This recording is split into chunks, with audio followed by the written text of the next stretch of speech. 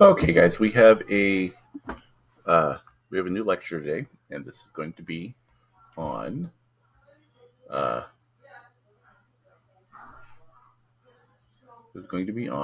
polyatomic ions. So, polyatomic ions.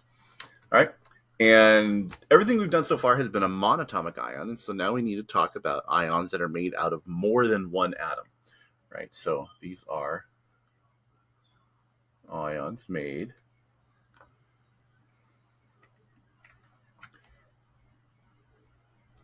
from more than one atom. All right. So far, right, but it's everything else is the same. So ions are made from more than one atom. Now they are usually anions with one exception, and we'll get to that later. Okay. So here's the idea: the polyatomic ions are groups of atoms that behave like they have one charge. And so the first one we're going to do is going to be, oh, and by the way, you're going to have, and if you guys are in class watching this because you finished your test retake, uh, our substitute is going to give you the ion chart. Okay, but I have also published the ion chart in Google Classroom, so you have an electronic copy, and we're going to give you a regular copy that I want you to paste in the very back of your notebook on the other side of the page from the significant figures rules. Okay, so it's going to go all the way in the back for your ion chart. This is where you will look for the polyatomic ions.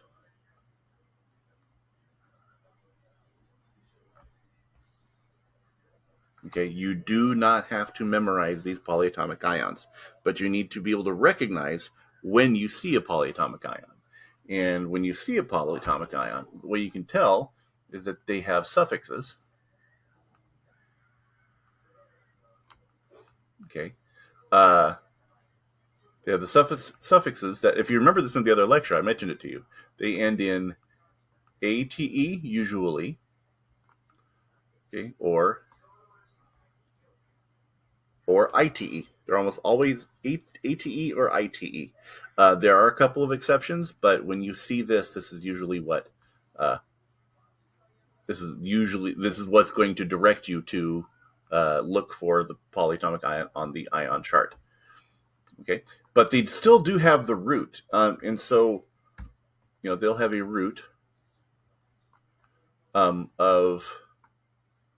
an element. Okay, again, this is usually. There are some weird ones that don't, and it's because we discovered these long ago, and they have names before we knew what actually went into them. Okay, so they'll usually have the root of an element. Right. So the first example that we're going to do is going to be okay.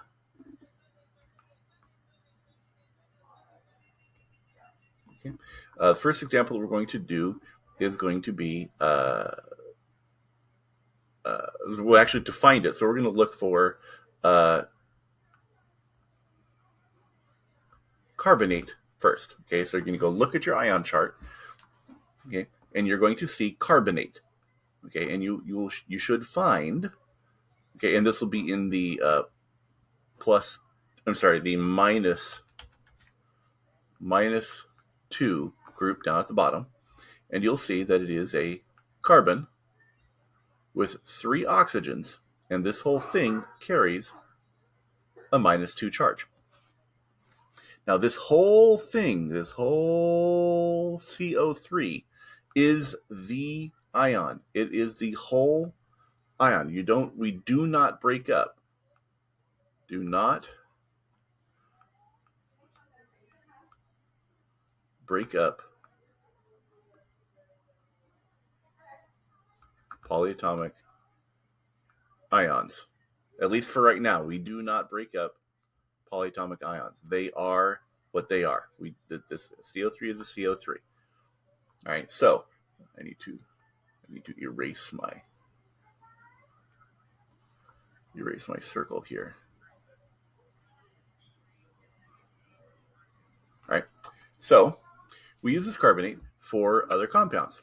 Right, so we're going to now it behaves just like the monoatomic ions that we've talked about before.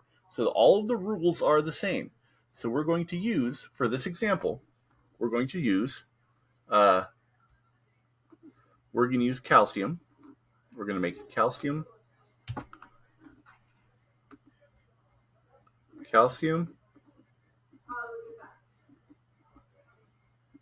carbonate, which is also known as chalk. We use right. So this is the chemical formula for chalk. It's calcium carbonate. And so the rules are the same, right? So we're going to look up calcium. We know calcium is Ca, right? Ca2 plus, because we've been practicing and we use calcium quite a bit. And then carbonate is CO. In fact, it's big O, CO3 2 minus. Well, we see that our charges are equal and opposite, and so they will balance each other. And so we make the compound CaCO3. And so that's it. So let's try it with a different one. Let's try magnesium. I'm sorry, not magnesium. Let's do sodium carbonate. So that's going to be sodium carbonate. Right. Now, once again, sodium carbonate. So we know that sodium is Na, and it's a plus. We practice this one quite a bit. And carbonate, remember, it ends with this ATE here. This ATE, and this means that you look, right? So we're going to look at the ion chart. Okay. To find the carbonate, you don't have to memorize it. You just look at the ion chart when you see this ATE at the end. Okay, and so carbonate is going to be, right? So carbonate is still CO3 2 minus, right? But this time, our charges are not equal to each other. And because they're not equal to each other, we have to use the crisscross method. So that's going to come down here, and that's going to come down here. And so we're going to get Na2 CO3. And the rules are the same, right? Nothing changes as long as this stays together.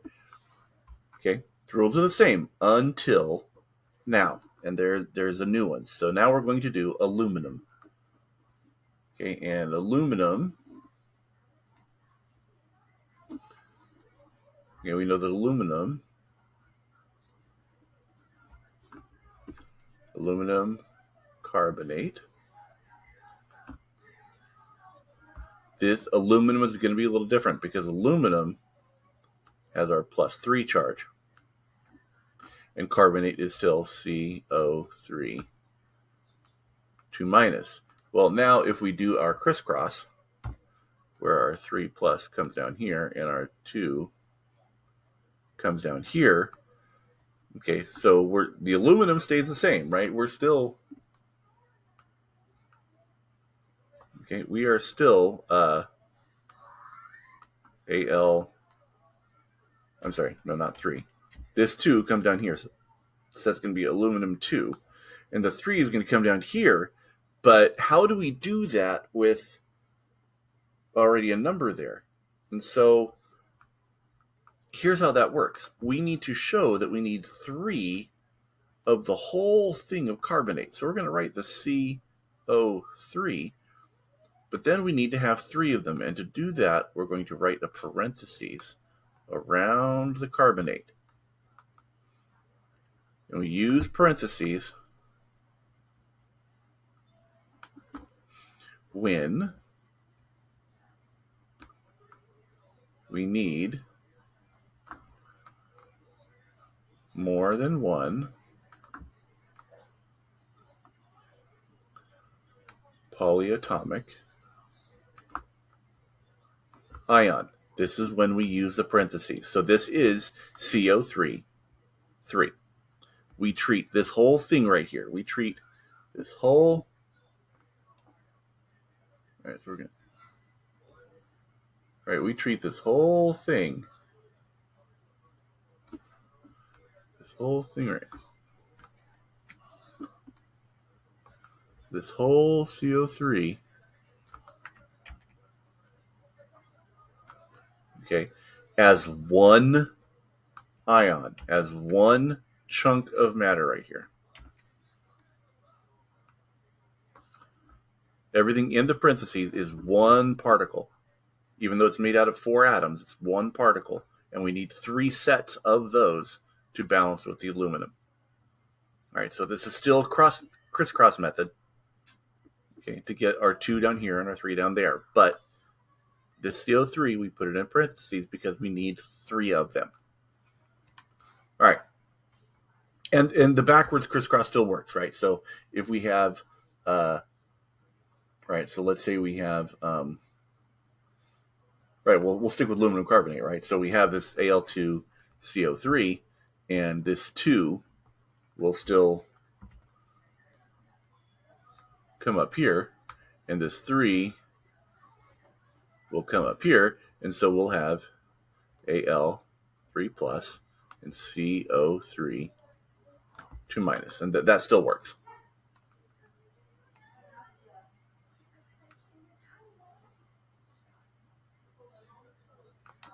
Okay. Okay, so there are some other ones, and they have other charges. You know, you will see like a sulfate.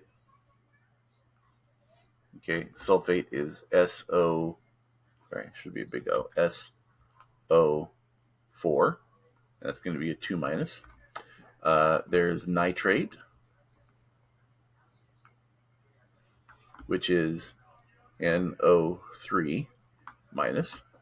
There is phosphate, right? So if you remember from your biology days with ATP and ADP, and phosphate is the ion that keeps getting switched. Well, that is a PO4 3 minus. All right, so these are some examples, but there's others. So we also talked about ITEs. So we have sulfite, all right, and sulfite is going to be SO3 2 minus. There's a nitrite, right, and that's going to be NO2 minus. There's a phosphite,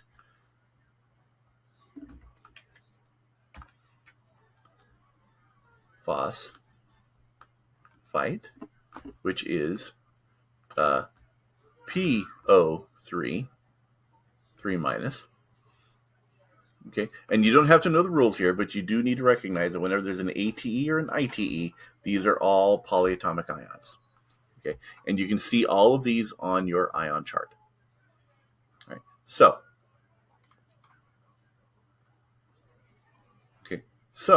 we need to be able to identify from our names what our polyatomic ion is.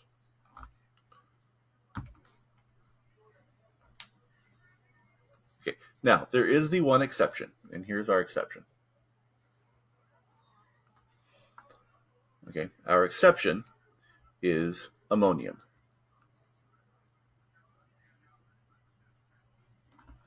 Okay, ammonium is the only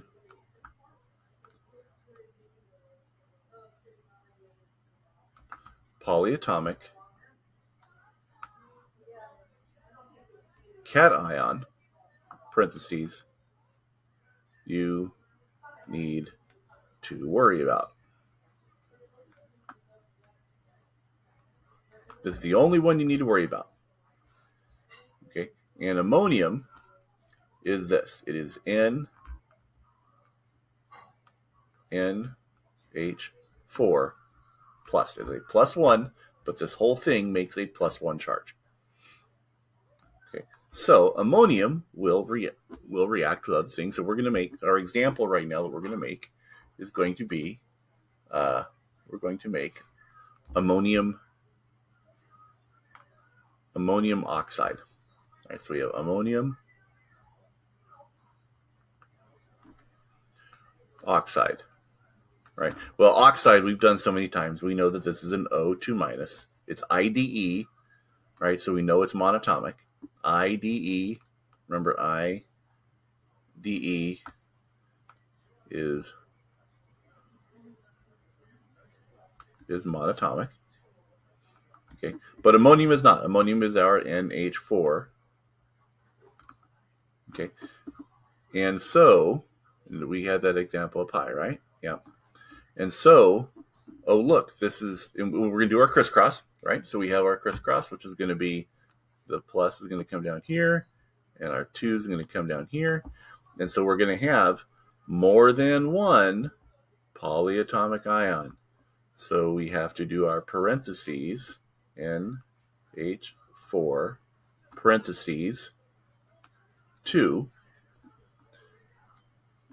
and then 1 oxygen. And see how this 2 still fits in between there? So we have a 4, parentheses, 2, in there. So one thing I don't want to see you guys do, okay, do not distribute the 2. Yes, this does mean that there are 2 nitrogens and there are 8 hydrogens, but do not distribute the 2. This is not N2H8O. Do not do this. We have to maintain the parentheses. This becomes a different compound. Okay, so that is our positive polyatomic ion. Okay, we have a number of polyatomic anions, and so we are going to finally combine. So what's the granddaddy of them all? What are we going to do? We're going to have,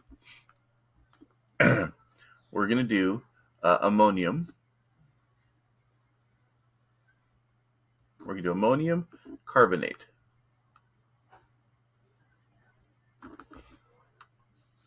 Okay, so ammonium, we need to kind of memorize this one. This is our one polyatomic ion. There is no element called ammonia.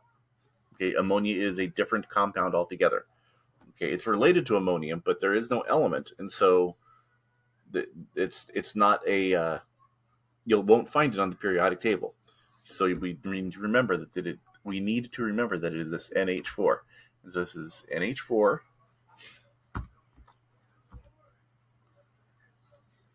This is going to be NH4 plus, and carbonate, there's that 8 again, so we need to look at ion chart. Okay, and we find that it is CO3 2-. We still do the crisscross.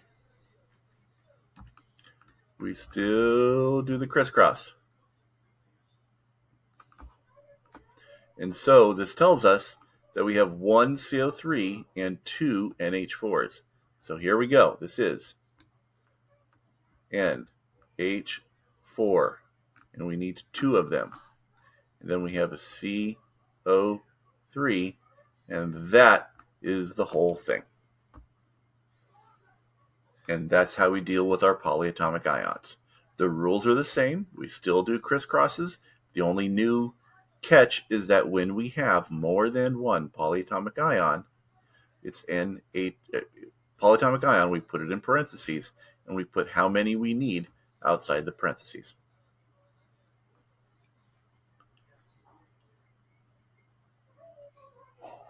And that's it.